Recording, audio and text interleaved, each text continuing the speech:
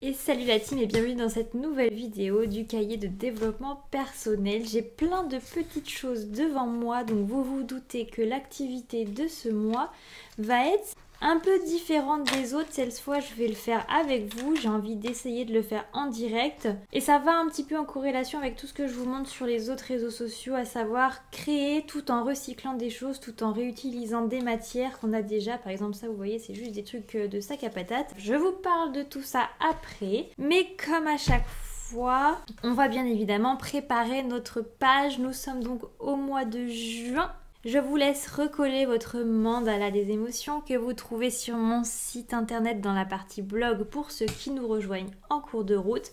Vous avez, personnellement, je mets toujours la même nomenclature, mais vous pouvez la changer et mettre la vôtre. Et je vous donne tout de suite les questions du mois. J'avais envie d'en mettre 4, mais en vrai, j'ai clairement séché sur ce thème. Et je pense que j'avais tellement d'idées pour la page créative que je pense que ça peut suffire 3 questions. Pour rappel, le thème du mois de juin, c'était exploration des sens et donc le thème de cette petite activité, ça va être de créer une page sensorielle. Mais je vous donne tout de suite les questions à travailler durant tout ce mois. Première question, comment le développement de tes sens peuvent t'aider à créer? C'est quelque chose que j'aime bien faire, d'essayer de se forcer à stimuler un sens plutôt qu'un autre, ou plutôt que tous les sens en même temps, en tout cas quand on commence à créer, quand on est un petit peu perdu. Par exemple, ça peut être très sympa, vous allez me dire c'est contre-intuitif, mais c'est très favorable à la créativité, le fait de vous priver de votre vue. Vous vous privez de votre vue et vous gardez votre toucher. Juste le toucher. Et à la limite, l'ouïe, puisque vous allez entendre là où vous êtes sur le papier. Mais essayez de vous priver de votre vue, par exemple, et vous allez voir, ça développe d'autres sens, ça développe une autre perception de la créativité. En question 2, arrives-tu à distinguer les sens avec lesquels tu préfères travailler? Je sais qu'il y a des personnes qui aiment beaucoup travailler avec l'odorat, qui ont besoin que certaines matières sentent bon. Je pense notamment surtout à tous ceux qui font de la sculpture. Donc là, il y a aussi le toucher, vraiment toucher la matière, mais il y a aussi l'odorat. J'en parlais avec quelqu'un qui fait de la sculpture d'ailleurs il n'y a pas longtemps, qui me disait, moi c'est vraiment l'odeur de la terre qui fait que j'adore créer comme ça. D'autres, voilà, c'est vraiment le toucher. D'autres, ça va être le visuel. Un peintre va plus être attiré par le visuel avec le mélange de couleurs. Et en troisième question, eh bien pour chacun de ces sens, note des formes et des couleurs associées. Ça fait un petit peu référence à la playlist sur l'étude des couleurs que je vous ai fait au tout début de ma chaîne. Beaucoup de personnes associent à un chiffre une couleur. Et bien là, j'aimerais qu'on essaye d'associer une forme et une couleur à chacun de nos sens. Voilà, les questions pour ce mois-ci sont assez rapides, mais c'est vrai que j'ai bien envie qu'on prenne plus de temps sur la page de création. Donc la page de création, ça va être créer une page sensorielle. Donc bien évidemment, on va y mettre de la couleur pour la vue. C'est assez compliqué d'y mettre quelque chose pour l'odorat. Mais si vous avez par exemple des stickers qui sentent la fraise, des choses comme ça, eh bien ça peut stimuler l'odorat. On va stimuler le toucher avec des matières un petit peu différentes de d'habitude. Et puis pour moi, si on stimule le toucher, on va aussi stimuler l'ouïe, puisque quand on va passer nos mains, vous savez, un petit peu comme de l'ASMR, si on passe nos mains sur notre création, on ne va pas avoir le même son. Je ne sais pas si vous voyez ce que je veux dire. Mais bon, voilà, moi j'avais envie de créer une petite page sensorielle comme ça, un petit peu comme vous savez dans les cahiers pour enfants avec plein de choses à toucher et plein de couleurs. Donc dans ma petite boîte à recycler, j'ai mis quelques trucs. Donc j'ai des petits filets comme ça à oignons et pommes de terre avec des couleurs différentes. J'ai une coque de noix de coco, donc ça je vais bien évidemment pas pouvoir la poser, mais je me suis dit pour faire des cercles, pourquoi pas. Et ça c'est un marque-page, alors j'avais fait des petits marque-pages à Ikea pour promouvoir mon site internet. Je l'ai peint, donc je l'ai poncé, je l'ai recouvert de gesso et j'ai peint et j'ai coupé ça en forme un peu différente que j'ai envie de coller. Donc je suis restée sur le thème de couleur un petit peu marronné, orange, beige. Vous allez me dire c'est pas très estival, mais je sais pas, c'est les couleurs que j'avais envie de travailler ce mois-ci.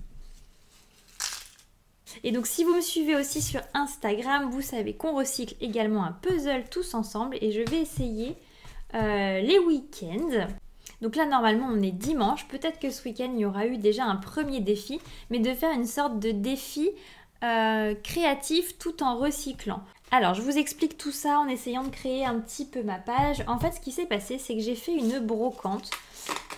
Et quand on prépare une brocante, bah vous savez, on vide un peu sa maison, on fait plein de tri, etc. Et je me suis rendu compte qu'on accumulait des choses complètement inutiles ou dont on ne se servait pas. Et j'ai vendu pas mal de choses, mais il m'en reste bien évidemment énormément.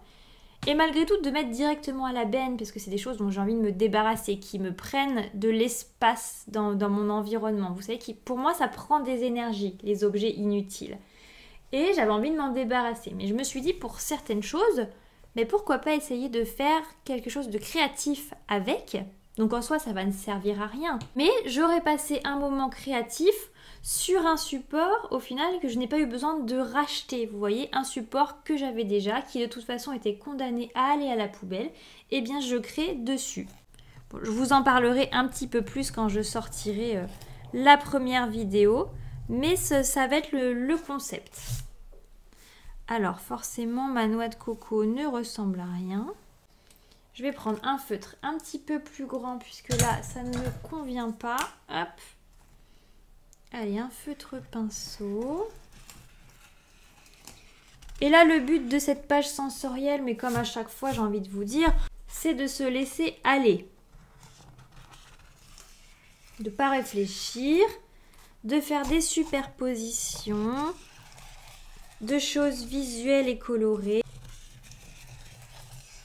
Et cette noix de coco, je pense que je vais la garder puisque je pense que je vais m'en servir peut-être pour faire des mélanges de peinture là-dedans.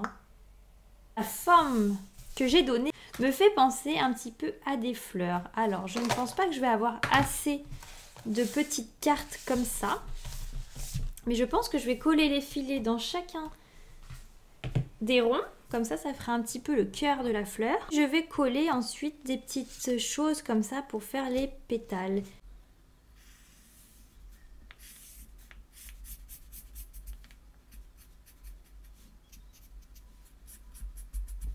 Et je vous ai pas dit, mais pourquoi ces petits filets d'oignons? Donc le orange c'était des oignons et le beige c'était des patates douces. Pourquoi? Tout simplement en fait, j'avais déjà en tête cette idée de recycler des choses qu'on jette comme ça, des choses vraiment basiques, toutes bêtes. J'avais envie déjà d'essayer de faire des choses avec. Et au moment où j'allais les jeter à la poubelle, ma main, vraiment là ça a été mon sens, ça a été le sensoriel qui a pris le dessus. Ma main a trouvé ça tellement doux, le filet de patates douces, et tellement beau la couleur de celui d'oignon que je me suis dit mais non, il faut absolument que j'en fasse quelque chose. Et c'est vrai que comme ça on peut se dire mais qu'est-ce qu'on peut faire de ça? En soi pas grand chose, mais si on s'en sert pour un collage, et bien moi je trouve que le résultat final, vous me direz en commentaire, mais je trouve que le résultat final il est vraiment canon. Et ce petit pompon là que je suis en train de mettre, donc le bout du sachet, mais c'est tellement doux. Franchement, si vous voulez faire la même chose avec des petits filets comme ça, vous me direz. Moi j'ai trouvé ça trop chou, trop mignon, et ça fait vraiment une page sensorielle avec des textures différentes, des matières différentes et des choses trop agréables à toucher. Et au final, juste de toucher cette page, ça détend. Enfin moi je suis quelqu'un, je suis très sensorielle de toute façon, j'adore le toucher. Et de toucher des petites choses douces comme ça qui ont des bruits différents, moi ça me calme en 2 secondes. C'est clairement un déclencheur pour moi. J'avoue que chacun son truc sur ça, mais moi ça marche vraiment et j'adore ça. J'en profite aussi qu'il me reste du temps sur cette vidéo pour vous partager un bon plan. Alors au moment où je vous parle, je n'ai pas encore été faire mes achats, j'ai pas encore été contrôlée, mais normalement de toute façon vous verrez un réel Instagram et un TikTok. Je publierai l'info sur tous les réseaux. Donc normalement jusqu'au 9 juin, vous avez des promos donc chez Carrefour, c'est dispo dans certains drives. Je vous ai laissé, vous avez vu sur la droite de l'écran, les Posca, parce que c'est avec les Posca que je fais le recyclage du puzzle, que je dessine mes petites têtes dessus. Et justement, je venais de dire, si vous me suivez sur les autres réseaux, je venais de dire que j'avais un souci avec mes feutres, c'est que certaines couleurs commençaient à ne plus avoir d'encre. Et je vous demandais des conseils sur d'autres feutres pour savoir si vous aviez d'autres marques à me conseiller. Bon, vous avez été unanime, vous m'avez dit de rester Posca. En vrai, je suis assez d'accord.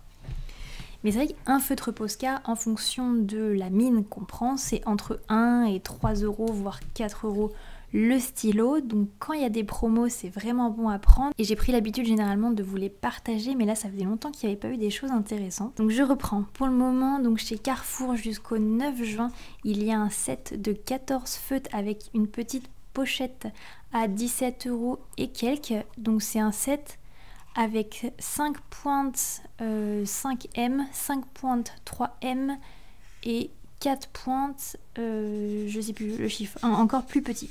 Et ça c'est un coffret que j'avais déjà acheté l'année dernière justement chez Auchan, donc franchement ça vaut le coup parce que le coffret sans la réduction il coûte 30 €. Donc 17,14 € Posca, je trouve qu'on n'est pas volé, c'est un mix de couleurs, c'est plutôt pas mal.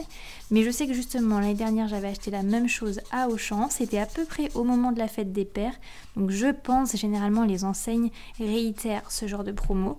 Donc je pense que Carrefour ça se finit le 9 juin et je pense qu'Auchan va prendre la suite. Je vous tiendrai au courant si j'ai l'info et puis surtout je vous montrerai si j'arrive à prendre le temps d'aller à Carrefour et qu'il reste encore des sets.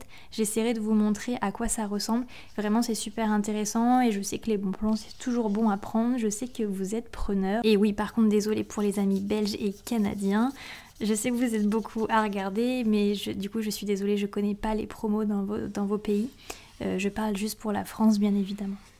Sinon ma page créative du jour sur le thème d'essence touche bientôt à sa fin.